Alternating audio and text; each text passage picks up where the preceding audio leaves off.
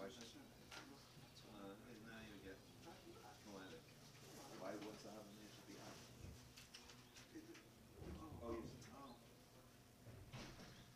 It says in time by the way what it says olive at top. At top. And then there's a and then the hay is the hay goes out to the next so at the is actually that's someone else. Either at the goes on you.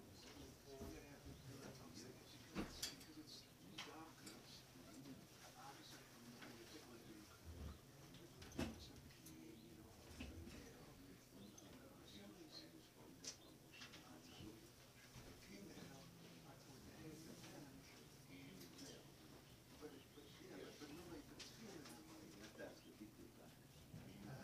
I don't know.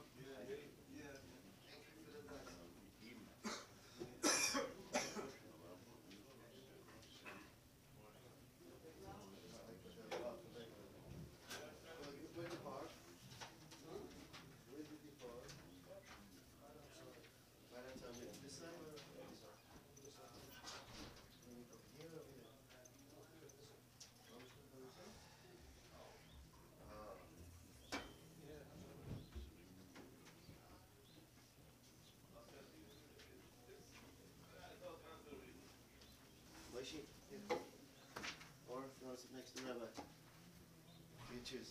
Want to sit here? Yeah.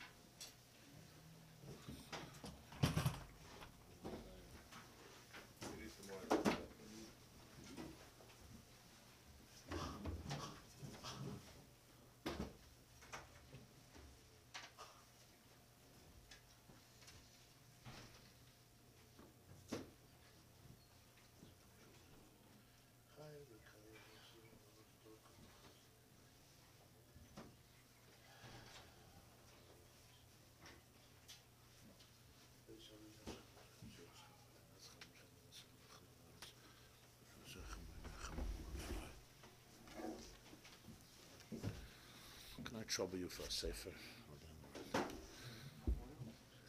Please.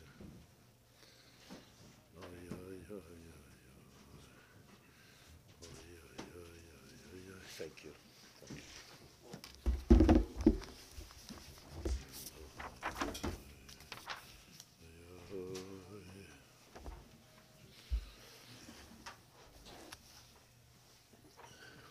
Okay. Good morning, everybody. Welcome. Page 241, or Kuf Chaf Aleph, column 1. The paragraph on the top, which starts V'zeu Inyan Purim.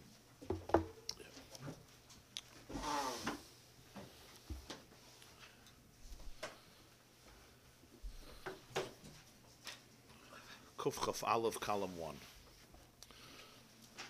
V'zeu inyan Purim al Shem HaPur Hu HaGoydel. After what's been discussed about the real experience and reality of Mesiras Nefesh,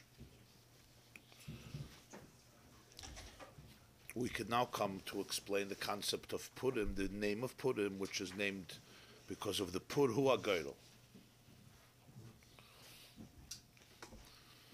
As discussed above in the beginning of Ois Ches, Perek Ches, that the name is one of the strangest components of Purim, because there are so many things you could name the holiday for.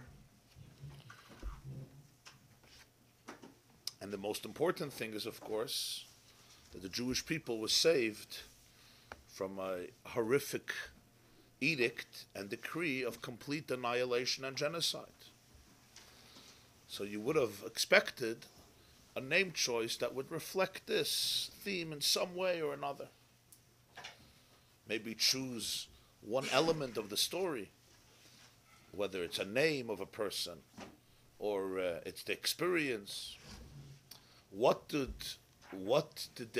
name that they chose in actuality? Purim. So the Megillah says, why? Al Shem HaPur Hu HaGoydel. Because of a lot that Haman cast when he was trying to figure out which day would be the most suitable day to implement his vicious and evil decree. So he didn't just choose a day that came into his mind. He went through a procedure, a process we call a goyrel. He cast lots until he got this day, as the pasuk says, he cast lots which month, which day, and it fell out on the 13th day of Adar. This seems like a completely incidental, almost irrelevant part of the story. That Haman, when he was making the Gezeira, made a goydel. Fine. A glik is megashen, so that's why we named the whole holiday Purim. And there's two elements here in the question. First of all, it seems like a very incidental and inconsequential detail, almost irrelevant to the story. And even if you're going to explain somehow his reason for doing it, so we named the holiday based on Haman's act when he was preparing the Gezeira. Shouldn't it be named on the fact that he was defeated, that we were saved from him? It's almost like we're commemorating him in the name. It's a very strange concept. You don't have it by any other Yom Tov.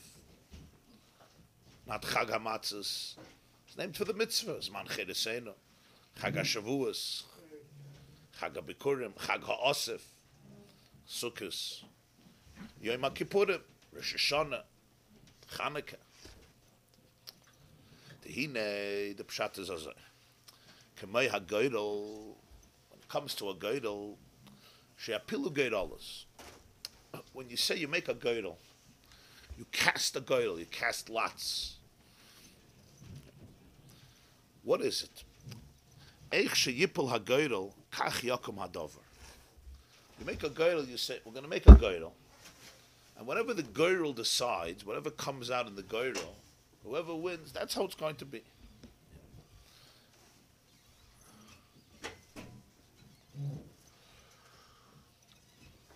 You have those games, those spinners, right? Wherever it stops, that's it.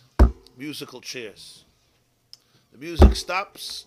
If you have a chair, great. If not, take a Goydel, you put in all the pieces of paper into the hat, and you choose one. You're a Zoicha b'Goydel, and this becomes yours, whatever it is. Whatever the particular purpose and function. But the point is, Eich she'yipul HaGoydel kach yakum hadavar. Shetoila adam es ritzoynai b'hapolos HaGoydel. The person somehow is hanging up his will, he's attributing his will on what the Goydel, on how the Goydel is going to fall out. Shekasha yipul HaGoydel. However the Goydel, the lottery falls out. Hein, oilav, whether it's a yes or a no, because you don't know. Maybe a Goydel between two people, maybe a Goydel between 1,000 people. Kach Yiritzaina. This is what I agree to. This is what my will is. It's not fair after the Geidel you say, no. That's what a Geidel is, that we all agree. What am I agreeing to? I'm agreeing to something that the Geidel is going to decide. And I say decide, quote unquote. So, on the surface level, it seems random. It seems random. Why did you win the Geidel? Why didn't it? Seems it happened. It's called luck. We call it luck. Why did this? Huh? Fate of the draw. Fate of the draw. Exactly. Why did this person win the lottery for $360 million and I didn't? That's what a Geidel is. You chose the right numbers. These numbers came out. There was no conspiracy. At least we have to hope so. I'm sure there are conspiracy theorists about every Geidel, right? Somehow somebody knew somebody. The Geidel came out. These numbers were chosen out of the hat, as they say, out of the blue. It's called mazel. That's on one level. That's chitzonius externally. What Al Balatanya is introducing here is that Geidel represents, even though externally it could be seen that way, but Geidel represents something much deeper. What is it? He says, Im kein toilu hu es ritzoyne b'mekoir haratz. The concept of Geidel is that he attributes, he connects his ratzon, his desire b'mekoir haratz, with the source of ratzon. Meaning, shenikru ratzon pashut. This is called ratzon pashut. We'll explain what it means. Ratzon pashut literally means a simple desire, or a desire divested, pashut, divested from other layers. Ubezayah nikra. In Sefer Hazayah, this is the concept known as Raiva the Chol Raiva. Raiva in Aramaic means ratzon, desire. Raiva the Chol Raiva means the ratzon of all the ritzainas. The desire, so to speak, behind all of the desires. Raiva the Chol Raiva. Chol Raiva means all the desires, and Raiva is the desire behind. Of all the desires, this is the desire. Shalamayla mebchinas gilui haratzon, which is beyond the regular revelation of desire.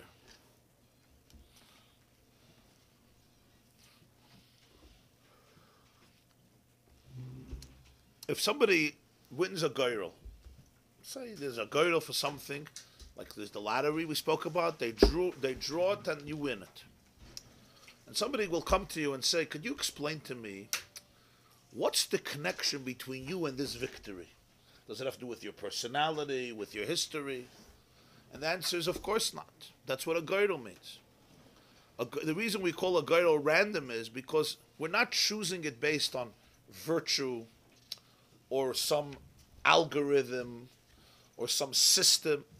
In other words, most things in life, or many things in life, you don't win through a Geidel.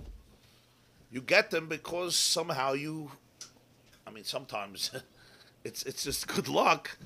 I guess a lot of things are good luck, which you'll call a Geidel. But generally speaking, you worked for this, and you ended up with this.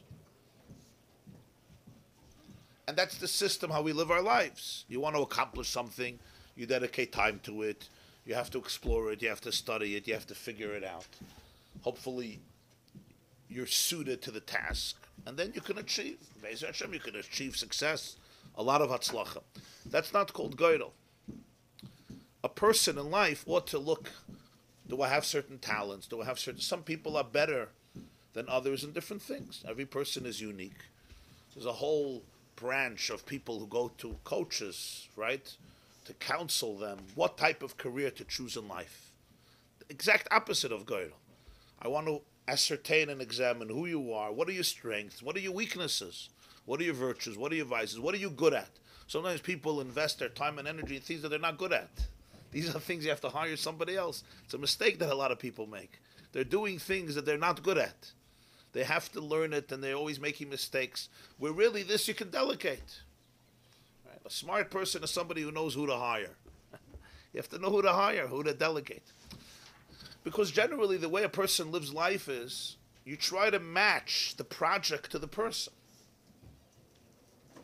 You don't throw somebody into an activity or a field of life that they have no shaykhs to, they have no connection. and you hope somehow they're going to win the lottery. You can't build a career based on you're going to win the lottery. I mean, it's not called building something. You have to build it on the right skill, the right talent, the right people. That's the opposite of good. That's called tam v'das. That's called being rational. And there's a lot of room for that in life. It's an important aspect of life. It's being rational and seeing this can produce this won't produce this. And many achievements a person achieves in life is as a result of that. You dedicated time and resources and energy to pursue this goal, hopefully successfully. Hopefully there was a good match, and then you achieve it to one degree or another. When I ask you, why did you win the Geidel? Explain to me why you and not me. What's the answer? There's no answer. Azoi. That's what the Geidel said. What do you mean? But it's not fair. It's not fair. Why did you? It's because you're more talented. It's because you deserve it. It's because you're trained for this. It's because you'll do a better job than me. No. If it's for those reasons, we didn't have to go into the Geidel. If something belongs to me, or something ought to belong to me, then that's not a concept of Geidel. Geidel means that there's no reason to differentiate between this one and this one. That's why I don't have a choice. Why should you win and he should lose? So we throw a Geidel. What does the Geidel say? The Geidel says it now belongs to you. Why? That's a ridiculous question. The Geidel doesn't work. And it's not predicated on whys. Azoi. That's how it is. So we call it luck. Random luck. Tomorrow I may win. The next day you may win. The next day nobody will win, or so other people will win. We have a word for it. We call it luck. What does luck mean? It's good luck. You had good luck. No connection to you. But there's also the concept of Geidel, the exact opposite. Not lower than Tam V'das, but higher than Tam V'das. The connection is not a rational one. The connection is deeper than explaining it through rationality. And that's what the Geidel represents in the ultimate true sense of the word. It could seem random because it's deeper than Seichel. The relation, sometimes you're connected to something and you have an explanation why. There's a logic, there's a reason for it. It works in the world of Seichel. That's what we call Tam V'das. Sometimes you have something, Lamata Tam V'das, we spoke about. That's what we call just random luck. There's no reason for it. There's something called Lamayla Tam V'das. Lamayla Tam V'das means it's connected to you in a place and in a way that is deeper than any rational explanation. It's connected to your very essence, to your very core. That's what Geidel represents. The relationship between you and the Geidel is not more superficial. It's deeper. What makes it deeper? Makes it deeper is it's not defined and limited to the systems and world of logic and sense. Just like we explained about Mesiras Nefesh. There's a Mesiras Nefesh Lamata Mitam V'das. There's Mesiras Nefesh Al Pi Tam V'das.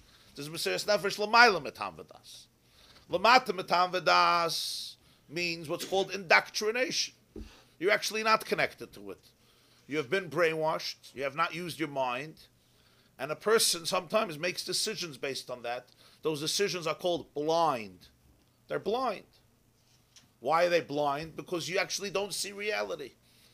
Somebody indoctrinated you with material, with ideas or truths, and you may kill yourself for them. And sadly, we know about these experiences. If you open yourself up to reasoning, to scrutiny, to critical questions and examinations, you won't, because you know instinctively that that's dangerous. Because you may be disproven. That's how cults work. All cults work this way. I want to shut your mind. I don't want to open your mind because minds are risque. Using a mind is dangerous. Once your brain is functioning, you may ask questions. If I could shut down your brain or repress it and scare you into something or convince you into something or just brainwash you into something, great. Then there is something called Tam V'das. Tam V'das now varies from Tam V'das It varies. What's tam v'das? What's logic? What's logical? Right? There's primitive logic. There's biased logic. Listen, with logic you can justify almost anything. Just logic itself. There's not a tyrant. I don't know if there's a tyrant in history who hasn't justified what he has done in logical words, in logical terms. For him, it makes sense. It's very, very vulnerable. It's very pliable. Logic is pliable. Can schlep in a hair and schlep in a hand. The big debates now in the United States of America. Everybody has logic on their side. But the truth is, there's something deeper, and that's called ratzon. Desire. And ratzon is deeper than seichel. Even though it's hard for people to admit, but this is the truth. Ratzon is much deeper than seichel. In fact, our seichel is defined based on our ratzon. That's why the Pasuk says, "Hashoiched ya'aver einei chachamim v'salav divrei tzadikim." Bribery affects people so deeply. Bribery doesn't mean that I receive a bribe and I maliciously pervert justice. That happens too sometimes. But bribery is much deeper. I don't know that I'm perverting justice. My bias defines my logic. I read an article from a professor in Harvard, a scientist or a physicist, and it was an extraordinary confession. And he wrote that all of our research explaining natural selection, which means evolution, of how life was formed some 15.3 billion years ago, supposedly, and how it developed. It sounds scientific, but I have to admit that underlying everything was a deep desire to demonstrate that religion is futile. Do it all without God. Huh? Do Yeah. it all without God. If we could just get rid of God, wipe him out of the equation, there's no need for it.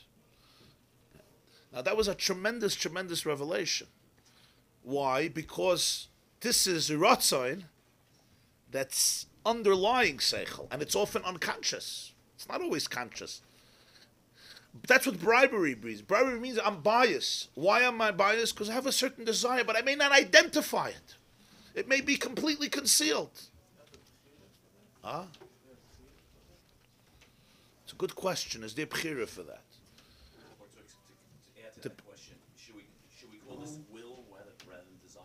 Should ratzon be turned Will, yeah. I think on the most basic level, the bchira is to identify it. To be able to identify. To be able to identify my bias. To be able to identify the ratzon behind my seichel. That I have bchira for. Yeah. Yeah.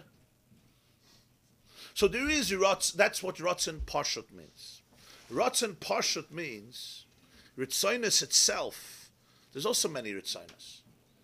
You learn about something and you develop a will. That's not ratzon pashut. The word pashut comes from the word mufshut. Mufshut means divested. Like a person is upashat as begadav. We have in Chumash, right? We say it in the morning. What's upashat as begadav? He removes his clothing. He strips the layers of garments on top of him.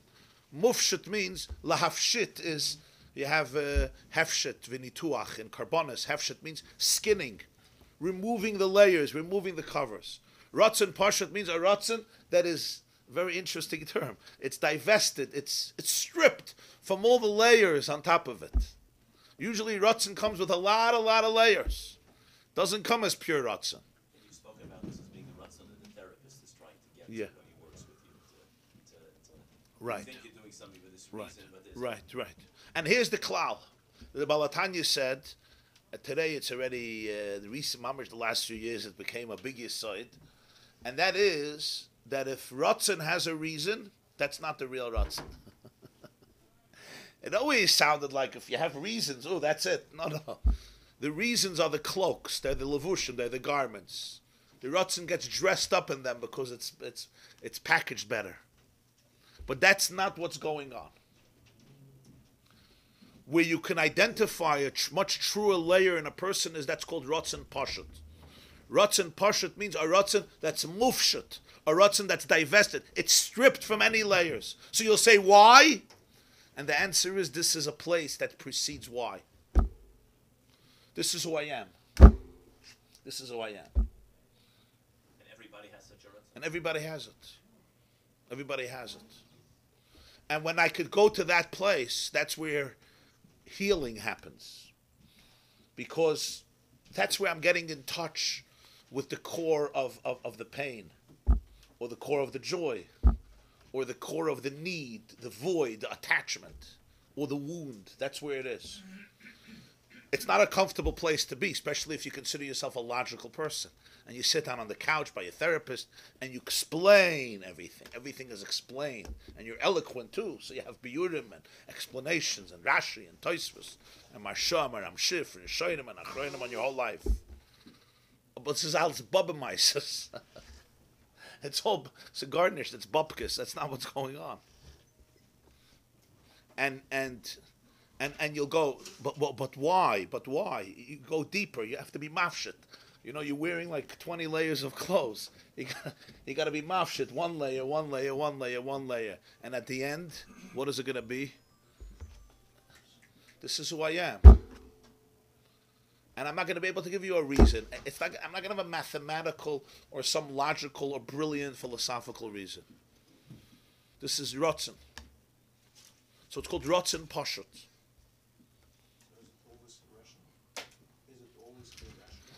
I wouldn't call it irrational. I would call it super rational. Super rational. Not irrational, but super rational. The Indian of Ratzon is not to dafka be irrational. That's not the mitzvah here. That's another type of bias. I have to be a meshugana.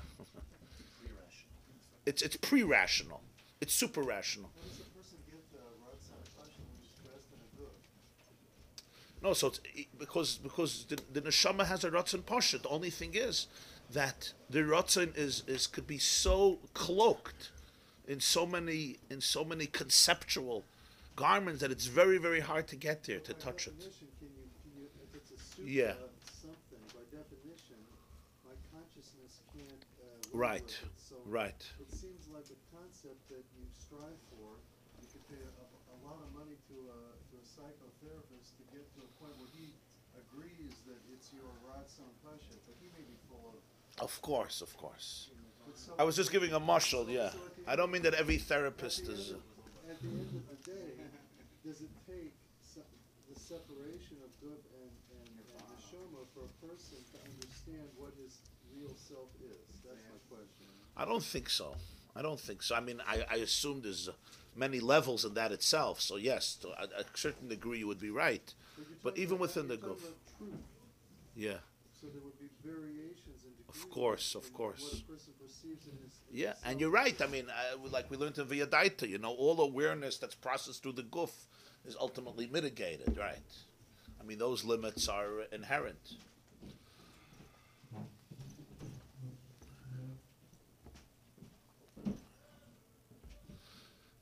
In Zohar, this is the expression called Raiva the Chol Raivan. Raiva the Chol Raivan means the Ratzon of all the Ritzonos. What means the Ratzon behind all the Ritzonos?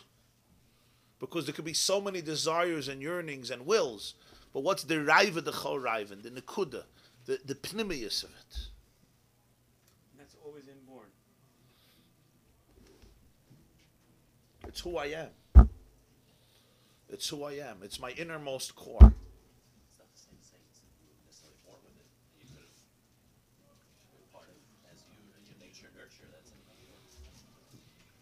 Might have been born with it. So it sounds like a journey back to oneself. Yes, yes, yes. So this, he says, is reflected. This entertainment season, the second part. This is what's defined as the word goydel.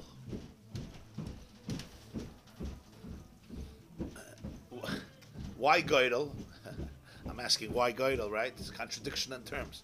That's what a goydel represents. On a spiritual level, that's the concept. The pasuk says that b'cheik yutel hagoydel meHashem kol mishpati. The goydel comes from Hashem. So on one level, you say, yeah, Hashem wanted it to happen. That's why you won the goydel. On a deeper level, what it means is, this is what Gödel represents. My connection to something is not, oh, rationally, this is yours. Rationally, it's not mine. So why is it mine? And the answer is that in this place, there's no why that needs an answer. Because this is it. This is my truth. This is my innermost core. By a Jew, the Ratzon beyond all the Ritzayin is the Raiva de Chol Raivin. As the Balatanya once said in Yiddish, Ayid, nicht der will, und nicht der ken, sein abgescheit von Göttlichkeit. That's an expression. A Jew, not he wants, or she wants, nor can he be separated from godliness. This encapsulates this idea. What does it mean? Ayid, nicht der will, nicht der ken. But was can I nicht? If I want, I could. The answer is, you could on external levels. That you could. In your innermost Ratzon, the Ratzon Pashat, the Raiva, the Chol Raivin, is one with the Ein Sof. Like he said earlier in Perek Ches, that you'll have a person, you'll give him all the wealth in the world, all the covet in the world, Alts in the Welt, and there's a void. Sometimes his only connection with Raiva the Chol Raivin is that he has a void. He doesn't know what's the void. But the void itself is pointing to it. There's a void. There's something missing. And remember, it's very hard to admit this. This is not an easy thing to embrace. And that's why I'm going to try everything else to fill this void.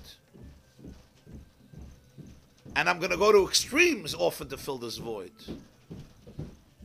And if my bias is very, very deep, often my bias will stand behind and not let me go anywhere else. Why? Because there's something fueling a lot of what I'm doing or what I'm not doing, and I'm going to make it make sense to me. Why am I going to make it make sense to me? Because I'm being distracted from my innermost core. And you'll sometimes see, and it's hard to argue this point in a laboratory because it doesn't work that way.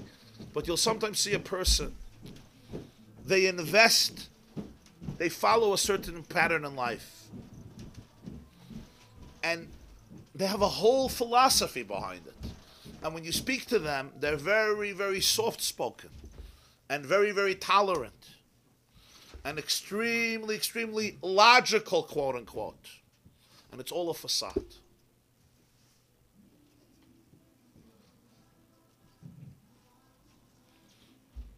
What's the facade based on? It's based on a certain deep Ratzon, which is still an external Ratzon. It's not the Raiva, the Chol Raivin, but some deep Ratzon. And it's the ultimate bribe. It's the ultimate bribe that is fueling all the explanations in the world. And I'll find a justification for everything.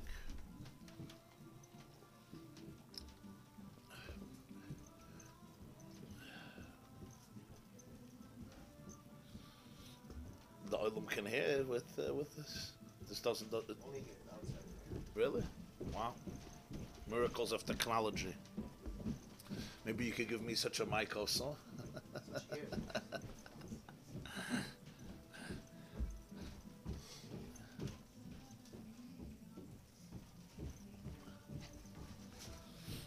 the point where people don't want to discuss it anymore. Yeah, they'll get very angry at you. When you'll touch that, they will blow. Why are they getting so angry? So many shkarim, so many. They'll get so angry at you. When you will try to burst that bubble, they will defend it like a lioness and a lion defend their territory.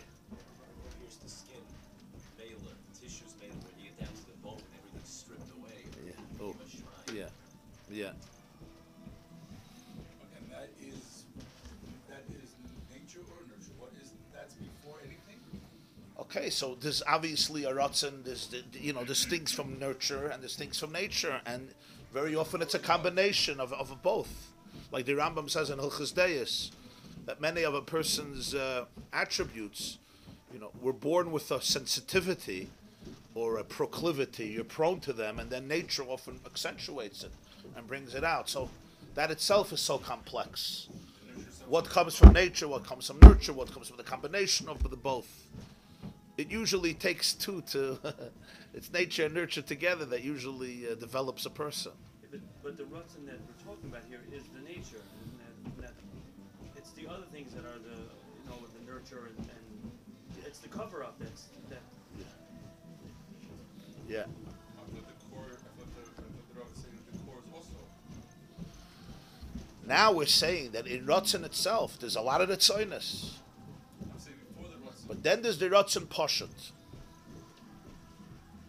And the Ratzon Poshet in the Jew, you go deeper and deeper and deeper. The Ratzon Poshet is Raiva the Chol Raivin, that there's a relationship, a oneness with Hashem that is absolutely at the core that he can't separate from. He doesn't want to and he can't. And the reason he doesn't want to is because he can't. And the reason he can't is because he doesn't want to. What's Pshat? This is who I am. That's not Tam V'das. So this is not a Mesiras Nefesh as an investment. I invest and I'm going to get something. I want this and I want that because of this and because of that. The why and the because don't apply here. They apply in different realms, but not in this realm. In this realm, it's not a why and it's a because. It's an essential, innate, intrinsic relationship that is unbreachable and unbreakable.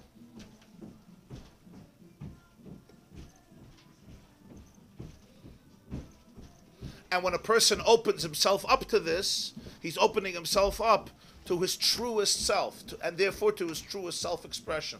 Everything after that is just a layer that eclipses it, covers it. That's what the Geidel represents. So I say, I want what the Geidel wants. The Geidel is going to decide. What says the Geidel is going to decide? On a deeper level, what does it mean the Geidel is going to decide? It's going to. What's the connection to me? It's random. What looks like random is really deeper than anything else. Because it's not based on a rhyme or a reason, which I can argue with, I can debate, I can refute, maybe yes, maybe not. And generally, the deeper in Ratzon you're going to go, the more and more you will graduate from the world of Tam into the world of Ratzon.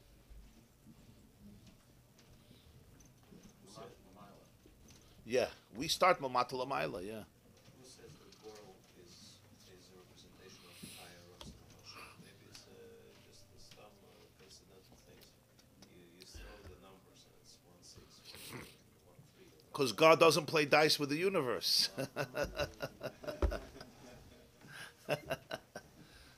To quote Professor Einstein. So it's even more important to say that Okay. God doesn't play. So especially if Haman chooses. Oh, okay, 1 second. Now we'll soon see what Haman was thinking. Where did he come to this Geidels? How many Maimorim did Haman learn? That's the question. Okay. V'zeh, when you not put him, this brings us into the concept of Purim. Shegavoya yoyse gam b'chinas Yom HaKippurim. Ooh. In some ways, it's loftier than Yom Kippur. Why? Shara Yom HaKippurim nikra Kippurim. Keloymar kemoya Purim b'chaf adimyan milvad. V'loy kemoy Purim mamash. Miklal shepurim atzme gavoya miyom HaKippurim. It says in Zohar Tikkunei Zohar that Yom HaKippurim Purim al Shem Yom HaKippurim is Kiriyas. That's the Lashon Tikkunei Zohar. Purim is named because of Yom Kippur. At the surface, doesn't seem to make sense. Kippurim means atonement, kapara. Purim is al Shem HaPur Hu HaGoyrel. It's two different things, but the name is the same. But the Balatanya is Medayik Al Moedah thing. We call it Yom HaKippurim. If we're learning Kippurim Lashon kapara, Yom HaKippurim, the day of Kippurim, the day of atonement. But loy, the Pshat in Zohar, Yom HaKippurim is al Shem, it's connected to Purim. Comes out that this is Kippurim, like Purim. That's called a Chaf Adimyan, a Chav that compares two things to each other. Why is it not called Yom HaPurim? He says, because Purim is deeper than Yom Kippur. Yom HaKippurim it's Kippurim. Whenever you're comparing one thing to another thing, so that's the highlight. And now you're comparing, this is the source, and then, this is right, this is the paragon, this is the paradigm, this is the archetype as they call it. And now a person is trying to use a picture and make a painting from it. So this is the Iker, and everything is copying it. So you say, Yom HaKippurim, it's like Purim. That means it's higher than Purim. V'inyin hu kach. L'yois shagam b'yom HaKippurim ayu inyan ha'goyrolos b'shnei asirim l'fnei Hashem. The fascinating thing is that Yom Kippur, a major avoid of Yom Kippur, was also goyrol.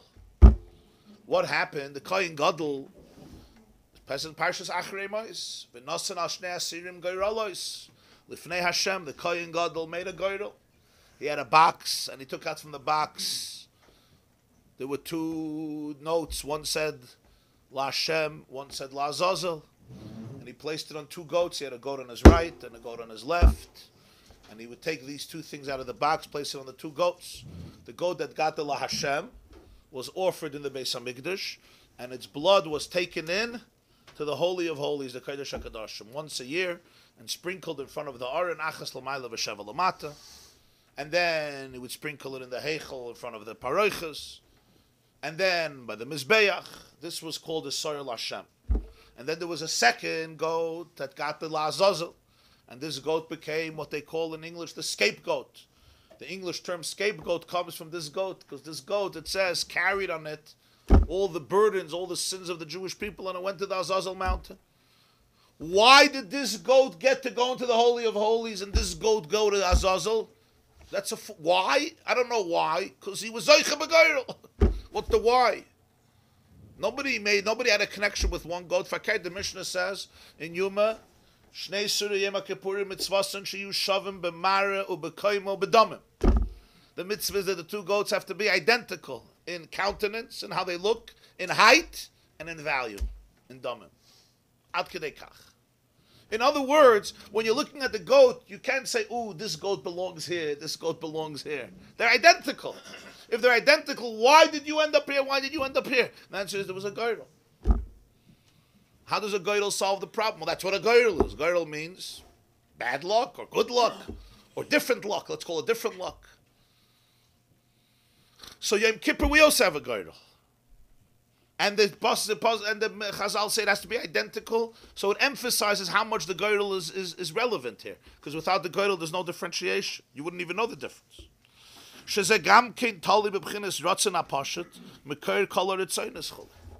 When you're talking about goyrel in its truest idea, it's again, you're dealing with her Ratzon Pashat. You see how he says it? It's not that it's random. Its connection to you is beyond Tam V'das. You're not going to be able to explain rationally why you belong here, why you belong there.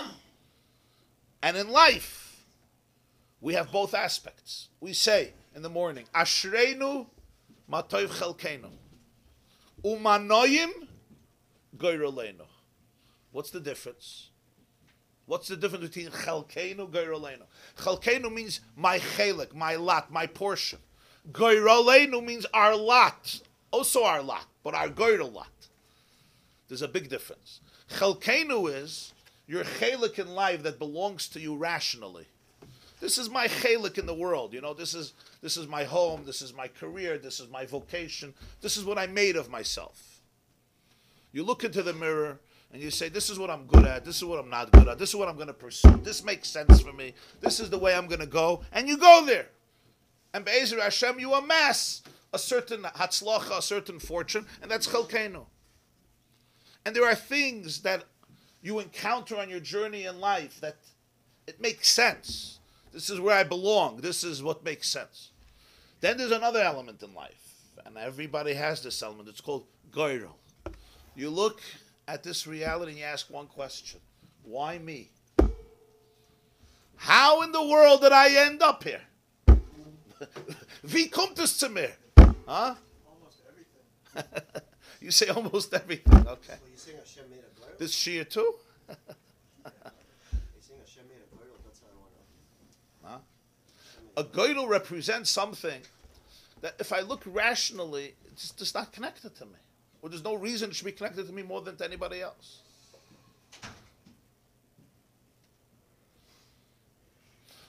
Who had this feeling in the most powerful way? This was Esther.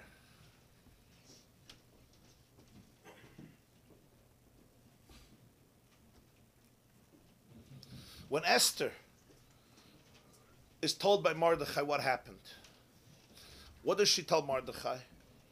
She says, I can't do anything about it. Why? You can't go into my husband's palace, to his chamber, without permission. And if he doesn't stretch out his scepter and give it to you, you come out of his office with a head shorter. Achas dasa lahamas. I haven't been summoned to the king for 30 days. He has other interests these days. There's nothing I can do. Like I said, Kol Avdei Amelech Yoidim. That's how she starts. Everybody knows. Everybody knows. This is common knowledge. Yoidim. That if you go in without permission, he doesn't give you the Sharvet Azov, the golden scepter, you're dead. You're done. Next. You call the Chevra Kadisha. So what's the point? You want me to go in, get killed, so who's going to be saved? Not me and not the Jews. What does Mordechai answer? We would expect Mordechai to say that if you don't do it, all the Jews are going to die, you have to take risks. He doesn't say that. Instead, Mordechai says that Revach Ba'atzala Yamid La Yehudim Amakimach. Im Hachrish Tacharishi Beis Azois. If you're going to be quiet and passive, the Jews will be safe without you. It's a great way to encourage somebody, no? You think I need you? We don't need you. People don't think about this. Who answers like this? I need you. If not you, the whole world is going to fall. That's how people motivate. You ever hear motivational, they try to summon you for a job? It's all you. Mordechai says, no. I'm not going to tell you, I'm not going to sell you any mices. I'm not going to sell you no Pissim or Ramses. I'm not going to sell you a Brooklyn Bridge and a George Washington Bridge. But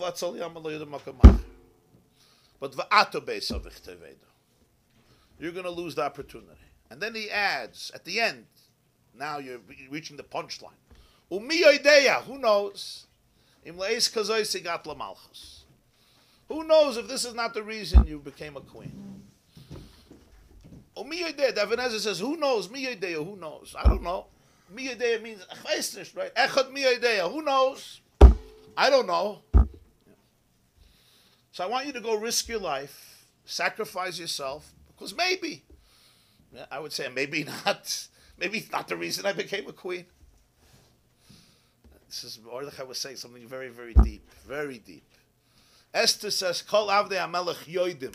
Everybody knows. Mordechai's response is, "Mi yodeya." Who knows? There's a big difference. Esther speaks in certainty. Everybody knows that if you go into this dictator, to this despot, to this tyrant, who they call my husband, without permission, even his wife, he chops off your head. He did it to my predecessor, Vashti. She didn't show up at the right time. She's dead. I'll show up at the wrong time. I'm also dead. Tells you how much regard she had for her husband. Right? This is, everybody knows this. It's not it's common knowledge. What's Mordechai's response? Umi yodeya. Who knows? Umi yodeya. But the truth is, there was a very profound conversation here. Al Pipnimius, there was a very profound conversation here. Esther was Esther was a very brilliant lady. I mean, you see her scheme later. We once spoke about what Esther's plan was. She was a very profound person. But Esther was saying something. Bein Hashuras, Esther was intimating something. What she was intimating was, there's something off here. I'm a good Jewish girl. I'm a regular girl. Valedictorian Beis Yaakov. A ehrliche, feine Yiddische Frau. Or by Sruchel, or by Sorub, or Noisian, or whatever, by Srifka, or whatever. I don't mean to... Shulamis, whatever you want. Where do I come here? Where do I come here to end up in a bedroom, in a palace, with this despot? And now I need to go into him. This whole relationship from the beginning seems so strange and incomprehensible. Why me? What? Unfair. Yeah, so unfair, so unjust. And what does Mordechai answer her? Mordechai says to her something very deep, and this is his punchline. After everything's said and done, he says, Umi yodeya im leiskazoi sigat l'malchus. So Chassidus teaches, mi yodeya means, it's not, I don't know, I'm flimsy, yeah, maybe not. You don't send somebody to death based on a mi yodeya, right? Guys, go to Normandy, mi yodeya, maybe we'll win Hitler. It's not how it works. It's not how a commander works. Not mi yodeya. We know. The worst thing in battle is lack of determination, lack of decisive goals and ends. It's the worst thing. Through the catastrophe of Israel in the Second Lebanon War. When you're decisive and you know your goals and there's a determination, everything changes. The moment you put in a mi yodeya, maybe we're fighting for the right thing, for the wrong thing, you're dead.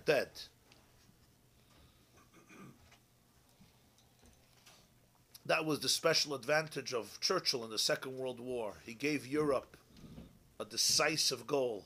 Like, we're going to fight on the beaches, and we're going to fight in the air, and we're going to fight in the water, and we're going to fight on land.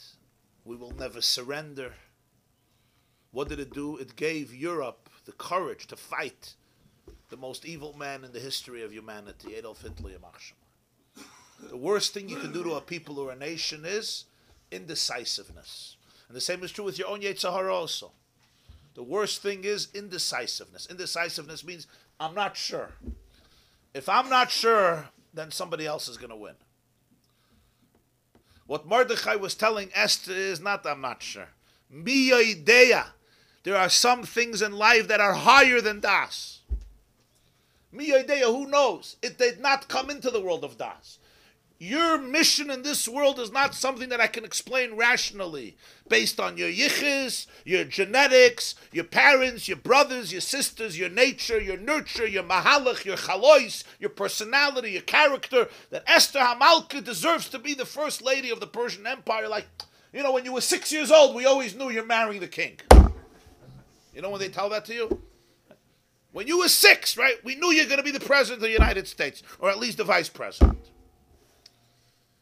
It's not how life works. In all the biographies of Gedolim, already at the age of 4, he knew Tanakh and Mishnayos Baal Peh. At the age of 8, he already finished Yerushalmi. At the age of 12, he knew everything there is to know.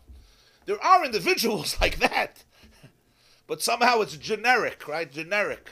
You can always know the first few chapters of the biography without even reading it. There's a concept, butzin, makat for yediyah. The Gemara says in Brachas, right? Sometimes a child, you see a lot. You look at a child, you say, this guy's going to go very, very far. You can see it. You can see this person at already 13. We know what his career is going to be. We know how much money he's going to have. You could see it sometimes. But some things, it's mi yodeya. It's beyond das. That's called goydel. The connection between me and the goydel is not al pi das. Why me and not you? That means it's not connected to me. It means it's connected to me in a way that's deeper than das. In other words, it's connected to my essence. It's not filtered through the tzimtzum of das. So extrapolating that, when people have bad things happen in their lives, that we see, and they feel they've been the object of gorel. Yeah. They feel that the Rand is gorel at them. The real answer or non-answer to them is that there is something sorry. That's not gorel, but not the way they think of it. Right. We think of Gödel as blind fate, being in the wrong place, in the wrong time.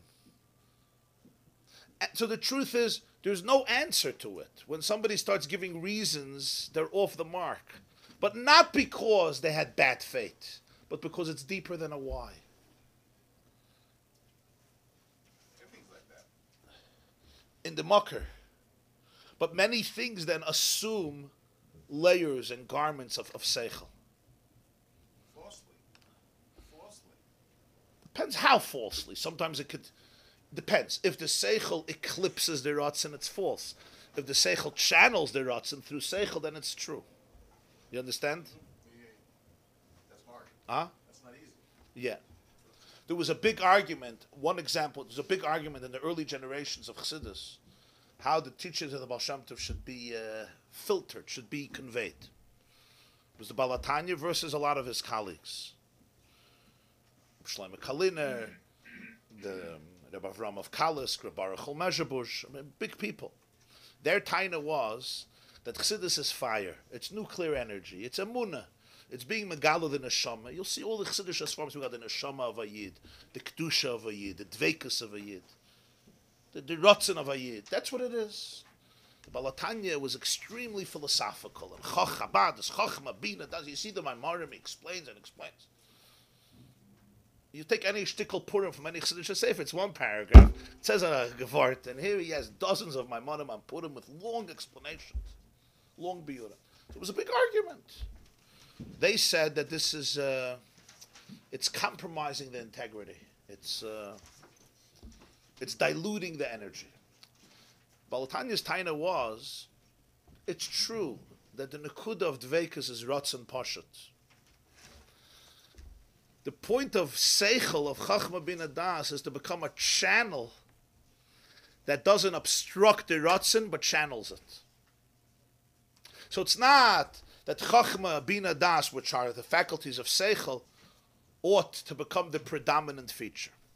But what happens is a person has a mind, and a person has rationality. If the ratzon is not channeled through them, so then the ratzon could remain hidden in the core, and in a conscious way, a person becomes unaware of it. The point is that the seichel should become a filter that doesn't obstruct and eclipse the deep emunah, mesiras nefesh, and ratzon of a Jew. They should flow through each other. It should become a seamless whole. So that's the nekuda. So now when Esther says, everybody knows, Mordechai, I know everybody knows, but I'm telling you, your position in this malchus is a place that's is lamayla min adas. And therefore, with das, you're not going to reach this place. It's a place that's lamayla min adas. And this inspired Esther to go on mesiras nefesh beyond das. This inspired Esther more than anything else. She heard the mi'adeya. To access your mi'adeya, you have to be ready to go to a place that's higher than das. And that's not easy. It's a big risk. This inspired, this triggered, it aroused in Esther the conviction. And the next scene, she right away tells Mordechai, go gather the Jews, and I'm going to the Melech v'chasher avadati. And she goes. So now when you have to name Purim, Chazal didn't, we look at Purim, we say a random name. Purim means randomness, goyrel. It's a random name. No, looks like a random name. It's not a random name. This is the essence of the story. As we'll soon see, Haman knew this too. Haman also came to a few shiurim and looked at the Torah. I don't know when, where, what. But apparently Haman is considered in high regard by the Chachmei Anister in terms of some spiritual intelligence that he had. His hatred to Jews was a deep, deep hatred, recognizing something about the Jewish people that a lot of others didn't. Is Esther's response avadati, is that a recognition of a ratzon pashut, or is she... Yeah. Because aveda would mean that she's saying whatever it is. Right. If I'm lost, I'm lost. So that means that she is acknowledging the truth of the girl. Right. Esther didn't say, I'm going to go in, and do you know what type of olam haba I'm going to get? And you know what type of schar I'm going to get? And do you know that forever, 2,600 years later, they're going to sit in Muncie early in the morning and speak about Esther? And the whole Megillah will be named for me, Megillah Esther. When Esther said those words, Kasher avadati, there was nothing. Just like when Rus told Naomi, where you go, I go, where you sleep, I sleep. She didn't know that 3,000 years later, people, the night of Shavuos, or the day of Shavuos, will talk about Rus and extol her. She didn't know that. We know it, not she. She didn't know that Mashiach is going to come from her, and her great-grandson is going to be David HaMelech. She didn't know that. She was a Moabite convert who said, where you go, I go, your people are my people, your God is my God. That's it. It doesn't aveda imply that there's yish, and therefore her seichel is saying she's walking away from it. I don't think Yiyush. Aveda could be Yiyush.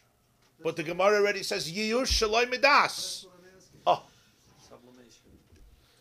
So there's a vote. Yeah. So it's yish. There's a vote from the Ruzhiner. Yiyush Shaloi Midas.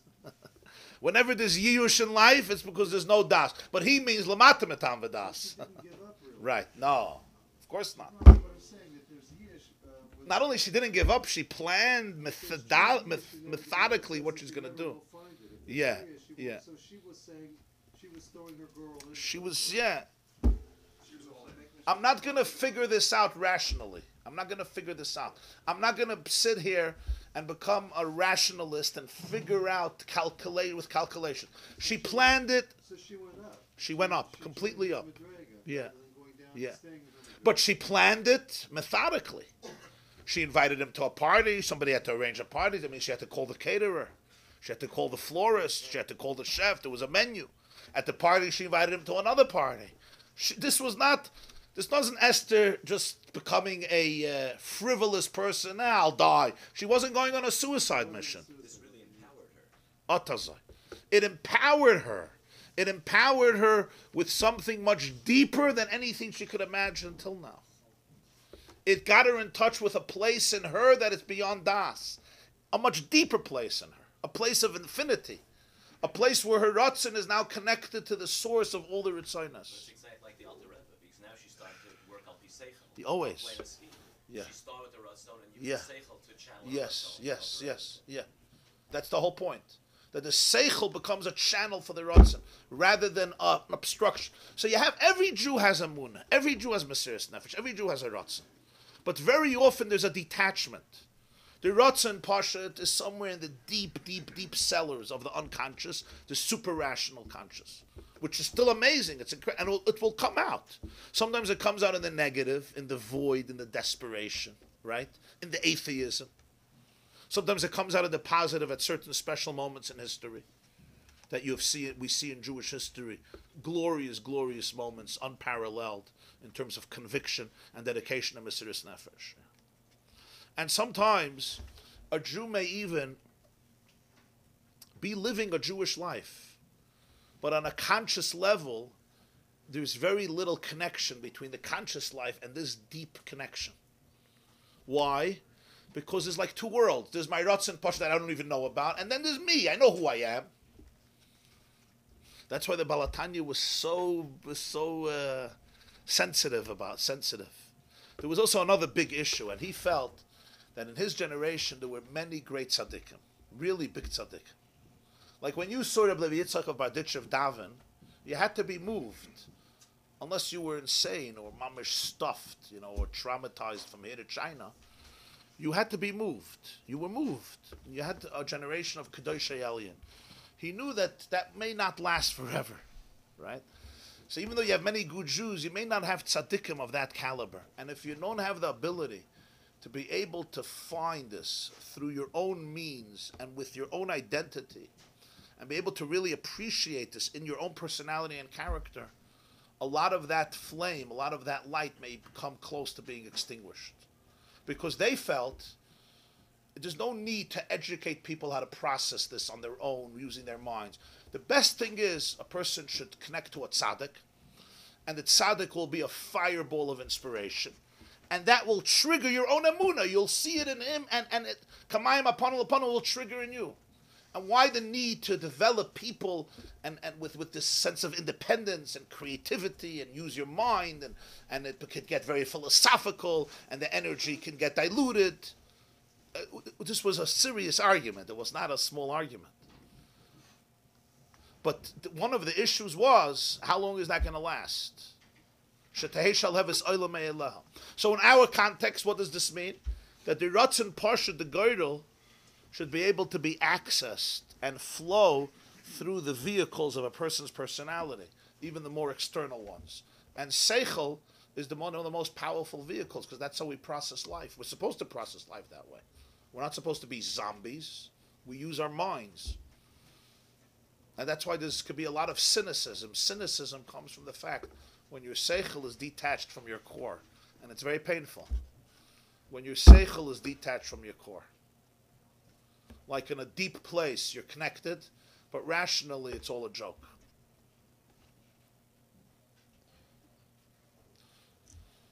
So Purim is like, so Yom Kippur is like Purim. Yom Kippur is also Shnei Geirolos, the two goats. You look at the two goats, imagine two people, they're identical. One goat ends up in Azazel, one goat ends up in Kodesh HaKadosh. You have two brothers in the same family. The Sfas Emes writes in Yuma, how do you get two twins that are identical in height and value and looks? He says it has to be twins. Twins could be identical.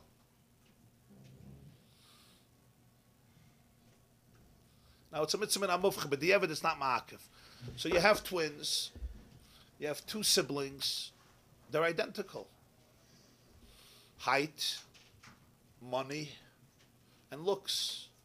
Spiritual too. Their parents invested the same money in both of them.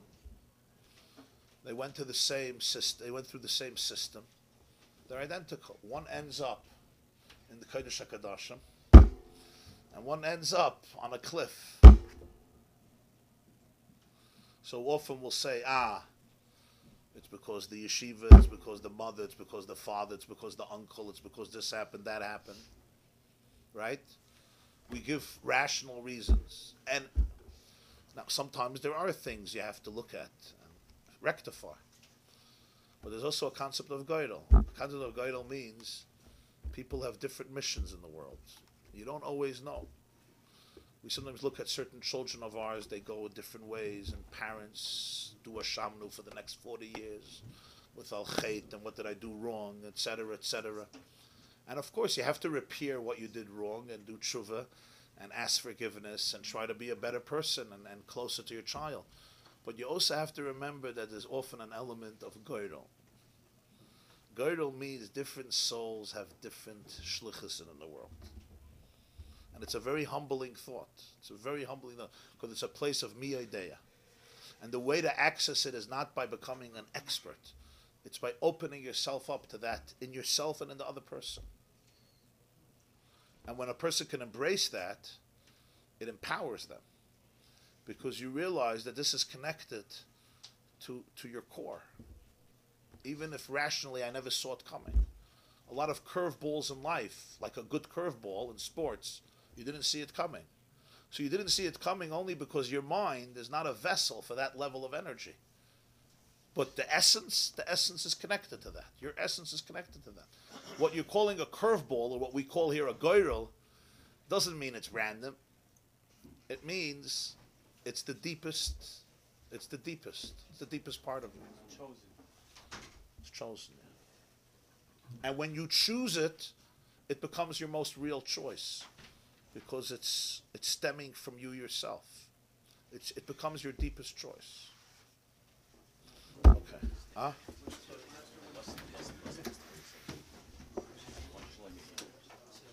One of the deepest moments I had in my own life about appreciating Goral. Twin brothers who are younger than me. One is gone. They're about 7 years younger than me.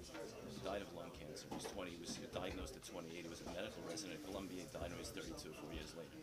He was a deep, deep soul. He studied a lot of medical ethics in the 40s. He went to Eretz Yisrael to start the work, to help burn. He knew all the people.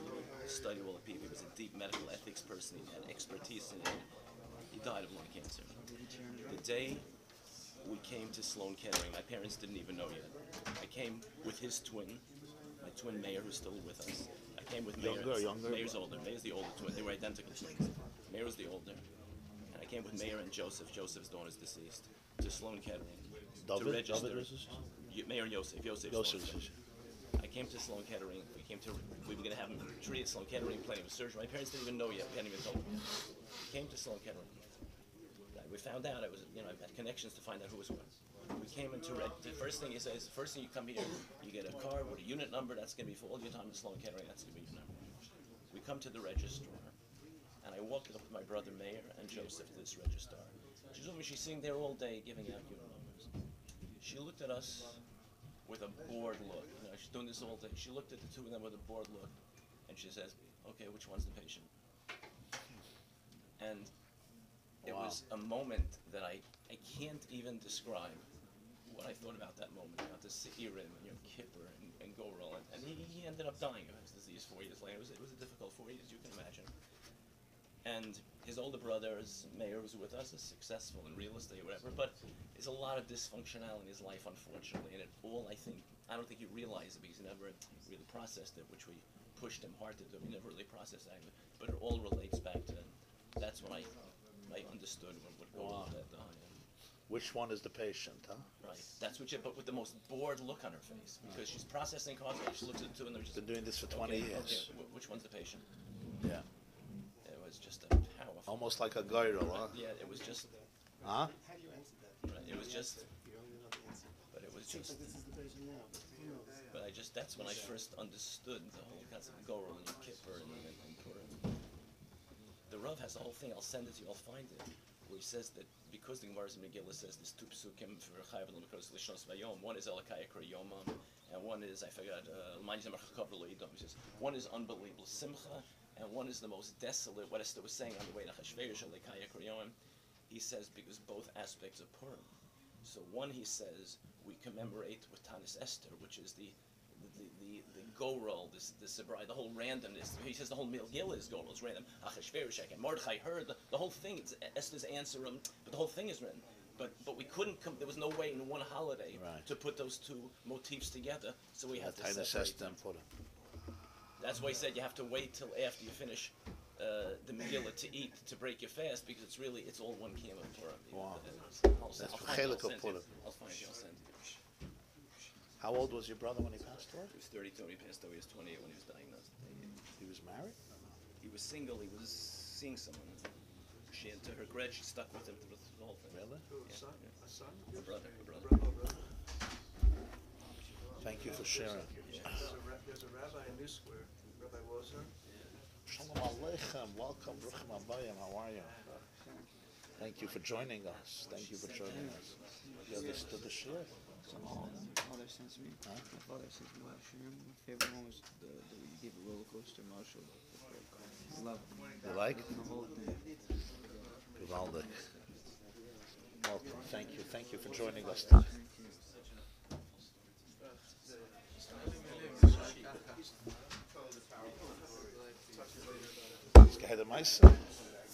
Which patient? Which one is the patient? Business law?